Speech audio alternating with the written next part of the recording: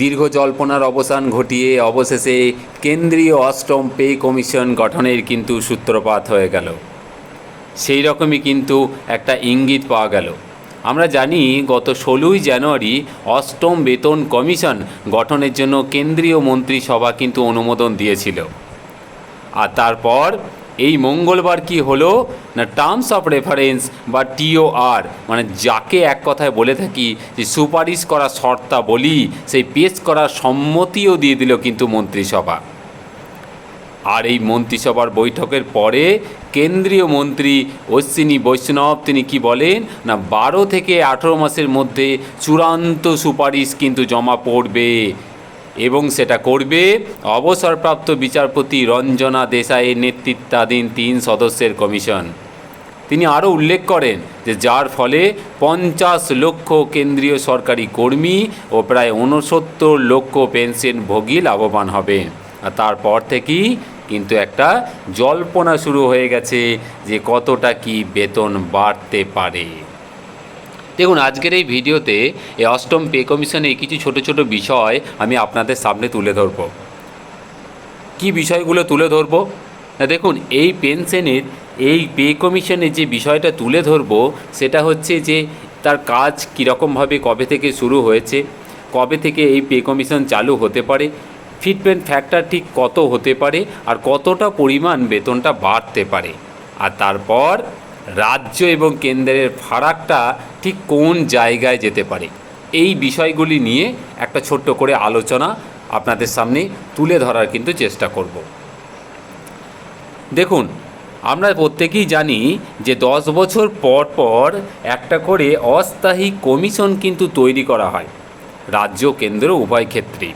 এবং তারা কি করে না, তারা বিভিন্ন যারা কর্মী আছেন এবং যারা পেনশনভোগী তাদের কিন্তু একটা রিভাইজড পে স্ট্রাকচার কিন্তু তৈরি করে।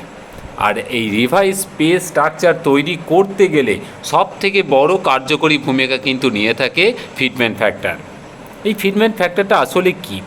দেখুন, ফিটমেন্ট ফ্যাক্টর হচ্ছে দেশের আর্থিক অবস্থা, কেন্দ্রীয় সরকার ও প্রাইভেট সেক্টরের বর্তমান বেতন কাঠামো, সুবিধা অসুবিধা, এই সমস্ত কিছু নিয়ে একটা ফ্যাক্টর কিন্তু তৈরি করা হয়, মানে একটা গুণাঙ্ক বলতে পারেন, যেটার ওপর নির্ভর করে যে বেসিক পেটা কত হবে।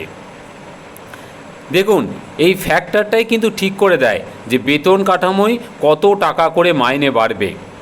এই ফ্যাক্টর যত বেশি হবে, টেক হোম স্যালারি বা পেনশনও কিন্তু ততটাই বৃদ্ধি পাবে। মনে করা হচ্ছে যে এই কমিশন ফিটমেন্ট ফ্যাক্টর কিন্তু রাখতে পারে 1.92 থেকে 2.86-এর মধ্যে। আমি আপনাদের সামনে একটা ছোট্ট হিসাব কিন্তু তুলে ধরার চেষ্টা করব। দেখুন, হিসাবটা আমি আপনাদের সামনে দেখাচ্ছি। মোটামুটি ধরুন এটা কিন্তু একটা আনুমানিক হিসাব।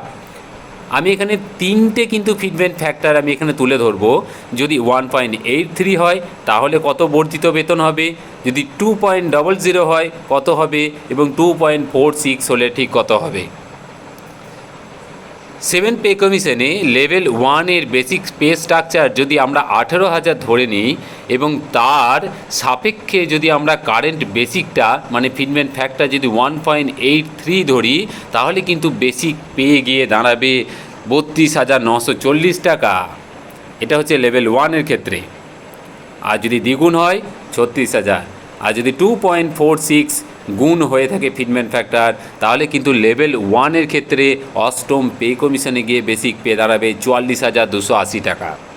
ঠিক সেইভাবে লেভেল 5-এর ক্ষেত্রে, যেটা 7 পে কমিশনের বেসিক হচ্ছে 29,200 টাকা, 1.83 যদি ফিটমেন্ট ফ্যাক্টর হয় সেক্ষেত্রে বেসিক অষ্টম পে কমিশনের পর গিয়ে দাঁড়াবে 53,436 টাকা। যদি দ্বিগুণ হয় 58,400 টাকা। আর যদি 2.46 হয়ে থাকে ফিটমেন্ট ফ্যাক্টর তাহলে 71,832 টাকা।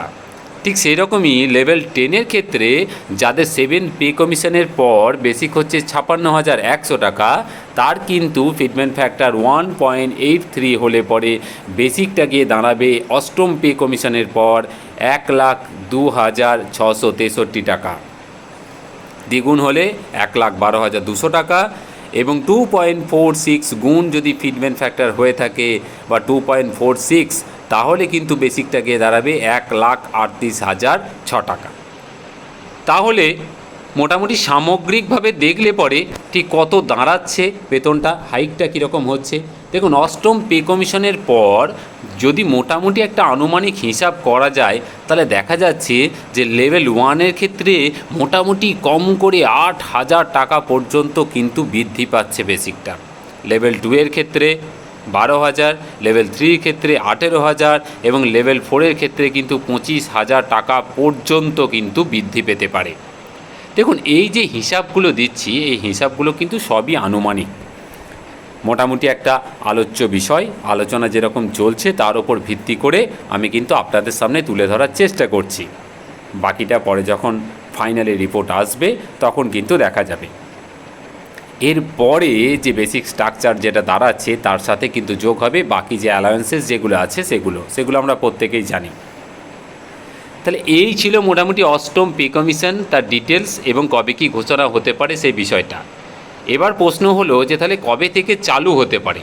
দেখুন, অষ্টম পে কমিশন যেদিনই চালু হোক না কেন, এখানে কিন্তু পরিষ্কার উল্লেখ করা হয়েছে যে সুপারিশ যখনই জমা পড়ুক না কেন প্রত্যেক কর্মী এবং পেনশনার কিন্তু এরিয়ার সমেত প্রত্যেকে 2026-এর 1 তারিখ মানে 1 জানুয়ারি থেকেই কিন্তু পাবেন। তার মানে এটি কার্যকারী ডেট হচ্ছে 1 জানুয়ারি 2026 থেকে।